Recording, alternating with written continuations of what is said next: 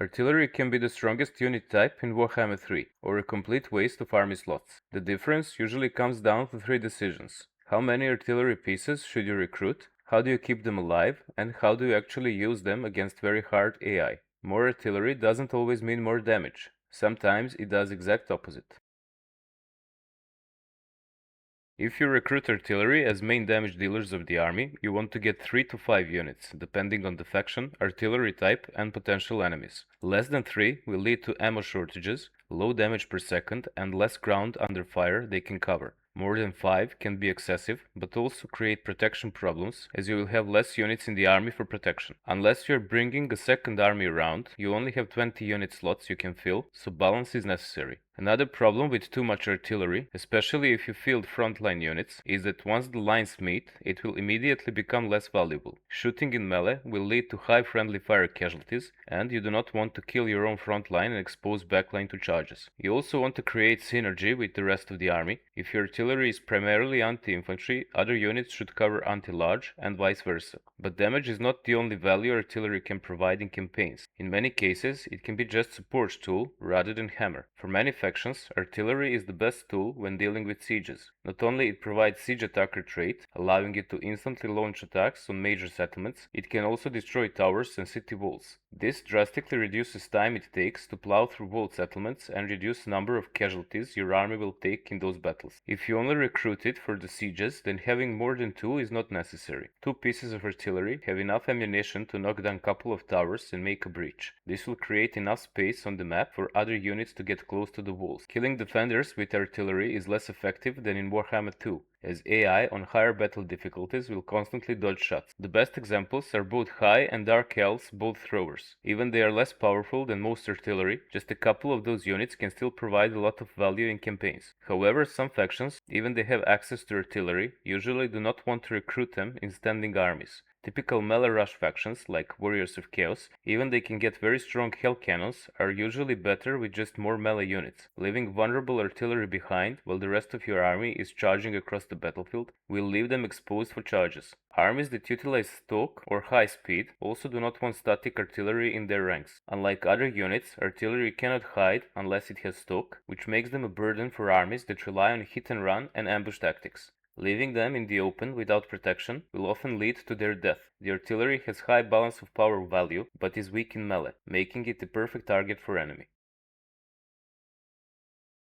Most artillery units have poor melee capabilities and will die to even light cavalry charges, but the fast ground units are just one of the problems you have to watch out for. There are many flying units that are even more of a threat, but also summons, spells and abilities that can wreck artillery if you're not careful. Since you cannot hide it, you have to protect artillery with other units. While melee infantry can cover wide space and prevent charges, it's extremely susceptible to friendly fire. This is a reason why many players avoid it. Instead, the most optimal front line are single entities, lords, heroes, and even monsters, which will not die to explosive artillery shots. You can also heal them, making them even more durable line holders. The most important thing is to position such front line way ahead of artillery, so the AI doesn't ignore it. But even then, it will not always help, especially against summons. They can just spawn on exposed artillery in the backline. Therefore, it's always a good idea to have at least some units near or behind artillery that can lock enemy units in melee if everything goes south. And infantry or even cavalry is much better at this than a single hero. While most artillery are static ground units, there are some exceptions. Some artillery actually have mobility advantage, allowing it to play differently. War wagons with mortars, while not fastest units in the game, can still outrun most infantry. The Cathay balloons are flying artillery, so ground melee units or summons are no threat to them. Therefore, they don't need traditional front line at all, but they are even more threatened by flyers, as less units can provide protection in the air. This variety of threats you can encounter in different battles is main reason why many players choose not to use standard front line at all, but to protect artillery with missile units and combination of magic and items with roots and slows. Missile units can eliminate any target, ground or airborne, and defend artillery not by holding off the attackers, but by killing them at distance. And in case that some enemy units penetrate this range protection wall, you can still send a missile infantry in melee. It's way cheaper to replace an archer unit than artillery. Some artillery, like most Chaos Dwarf machines or Kislev Little Groms, don't have crew. This is a huge benefit, as they are basically single entities. Even if they take a a lot of damage, they can still operate at full capacity. Summons, flyers, and other threats become way less of a problem. Plus, you can heal them just like monsters. Other artillery are literally monsters. Units like Stegodons, Cygors, or Soul Grinders are monsters and artillery at the same time, making them extremely powerful.